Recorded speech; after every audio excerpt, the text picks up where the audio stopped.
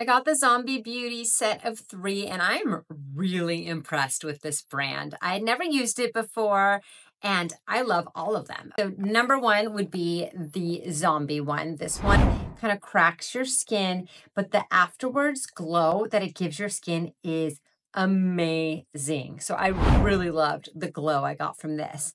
Next, I really liked how tight this made my skin. Putting it on, your skin does feel super, super tight. Only downfall of this one is it has a little bit of a smell that's not the most pleasant thing. So that's only downfall, but the after results are awesome. And then I just did this one. My skin feels nice and soothed. That's kind of the goal of it, to get rid of any redness.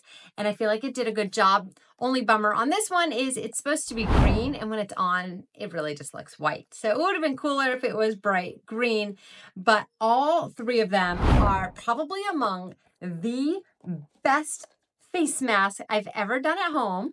And that's saying a lot. I've reviewed a lot of skincare items. These are in the top. I love this set, and it's something that you could share with your friends or just have in your own beauty arsenal. And I think you're going to see such good skin results from it.